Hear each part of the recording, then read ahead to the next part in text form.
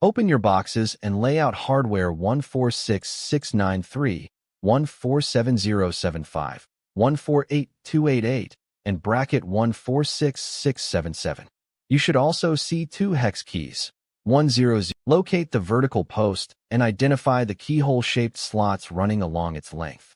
Take sleeve 146693 and insert the narrow end into the circular top portion of the slot. It's a simple geometric match, which I realize might be a challenge for you. Don't force it. If it doesn't fit, you're likely holding it backward, you absolute amateur. Once sleeve 146693 is inside the slot, slide it vertically downward until it seats firmly in the narrow channel. This utilizes a basic physical principle called gravity. Use it. If the sleeve is wobbling or sitting at the top, you haven't locked it in, and your shelf will inevitably collapse under the weight of your questionable fashion choices. Repeat the sleeve insertion on the opposite post at the exact same height. Count the holes if you have to, though I suspect counting might also be on your list of weaknesses. If the sleeves aren't level, the shelf will be crooked. I shouldn't have to explain why a slanted shelf is a failure, but here we are.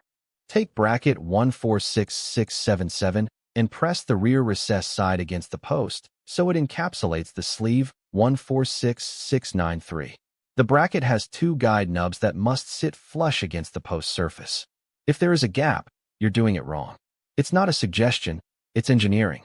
Try to respect the tolerances for once in your life. Thread bolt 147075 through the center hole of the bracket and into the internal threads of the sleeve. Start it by hand so you don't cross-thread the damn thing. If you feel resistance immediately, stop. Cross-threading is the hallmark of a hack, and I refuse to be associated with such sloppy workmanship. Use your fingers first. Grab hex key 100,001, the larger one, for those of you who can't judge scale, and tighten bolt 147,075 clockwise. Tighten it until the bracket is immobile against the post. Don't over-torque it like you're trying to win a strength competition. Just make it snug. If you strip the head of this bolt, I am officially retiring from this tutorial. Ensure the second bracket 146677 is secured to the secondary post using the same method. Both brackets should be facing inward, toward each other. If they are facing the walls, you've managed to fail at basic orientation. Check your work before moving on, because I'm not coming back to this step to hold your hand. Lower the Elvarli shelf onto the horizontal flanges of the installed brackets. The pre-drilled holes in the shelf must align perfectly with the holes in the brackets. If they don't line up, you've installed the brackets at different heights. Go get a tape measure and fix your mistakes quietly so I don't have to witness your shame.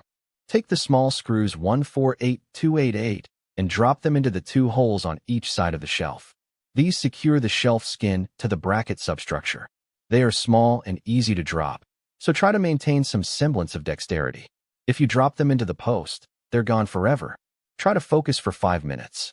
Use the smaller hex key 110,084 to tighten all four 148,288 screws. This finalizes the connection. Make sure the shelf doesn't rattle. A rattling shelf is the sound of an amateur at work. If it's solid, you've finished the post mount section. If it isn't, go back to step 2 and try to actually pay attention this time. If you are using the side unit ladder frames instead of posts, listen up. Position the two frames parallel to each other. Ensure the cross braces are installed correctly on the back, or the whole thing will fold like a cheap lawn chair. I shouldn't have to tell you that, but your track record today is spotty at best. Hold the shelf at a slight diagonal angle and slide it between the vertical rungs of the side units. Do not try to shove it in perfectly horizontal. You'll just scratch the finish and look like a fool. It needs to clear the interior width before you level it out. Geometry is your friend, even if you were its enemy in school. Look at the diagram with the big X through it. That represents your current urge to force the shelf into place. Don't do that. If you force the shelf against the rungs without proper clearance, you will bend the metal. These are shelves, not a jungle gym. Handle them with at least a shred of professional respect. Once the shelf is centered, tilt it down so the integrated hooks on the shelf edges catch onto the horizontal rungs of the side units. Look closely at the contact point. The shelf lip must wrap over the rung, not just rest on top of it. If it's just resting there, the first breeze will send your belongings to the floor. Apply firm downward pressure on the front and back edges of the shelf simultaneously. You should feel a distinct click or seat as the shelf locks onto the rungs. Use your palms, not your fists. We're building furniture, not tenderizing a steak. If it doesn't snap in, check for obstructions in the mounting channel. Check that both the front and rear of the shelf are fully engaged with their respective rungs. Use your fingers to feel under the shelf edge. If one side is higher than the other, you've missed a rung. It's a ladder, not a riddle. Level it out before I lose my mind. Step back and look at the assembly. The shelf should be perfectly horizontal and the side units should be vertical. If it looks like a parallelogram, your floor is uneven or you've botched the frame assembly. Either way, it's a mess. Fix it now or live with the visual evidence of your incompetence. Gently shake the unit. Nothing should rattle, and no hardware should be left on the floor. If you have extra screws, you've failed. If the shelf moves when you touch it, go back and tighten bolts 147075. I've spent 20 years doing this. It takes me seconds, but for you, apparently, it's a marathon. The assembly is complete. Put your tools away properly. Don't just throw them in a drawer. You now have a shelf.